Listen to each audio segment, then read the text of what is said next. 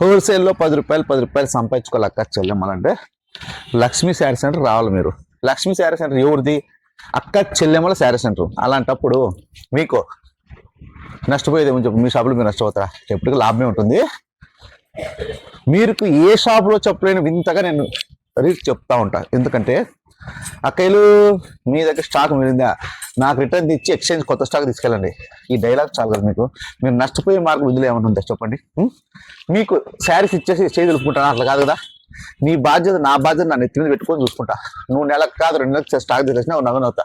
ఏం ఇన్నాళ్ళకి తెచ్చి అమ్మలేదా అంటారు. లేదన్నయ్యా అంటే తీసుకుంటే మళ్ళీ కొత్త స్టాక్ ఇస్తా. అప్పుడు మీరు ఎట్లా నష్టపోతారు? మీకు అమ్మిందే కదా బంగారు, అమ్మంది నాకే కదా. మీకు ఏం చెప్తా అంటారు రోజు నేను, అక్క మీ చేతికి అరటిపండు ఇస్తే అరటిపండు మీరు తినండి, తుప్పు నా చేతికి ఇంటని చెప్తాంట. ఇదే డైలాగ్ చెప్తా ఉంటారు. ఇట్లా ఎవరు మంచి కోరరు, ఆడపిల్లలు మంచి ఎవరు కోరరు.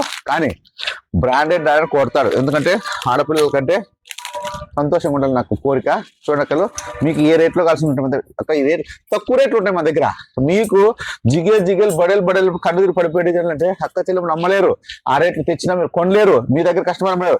పల్లెల్లో అమ్ముకుంటారు అక్క చెల్లెములు 300 కావాలా 350 అట్లా రేంజ్ లో మనకు మాస్ అక్క చెల్లెములు కావాలి. నాకు అంతే, క్లాస్ అక్క చెల్లెములు వద్దు, మాస్ మహారాణి అక్క చెల్లెములు కావాలా. ఏమంటారు అక్కలు? వచ్చేసేయండి లక్ష్మీ శారీ సెంటర్కి. మీకు 10 రూపాయలు నష్టపోకుండా చూసి బాధ్యత రాదు. ఓకేనా కొంటా.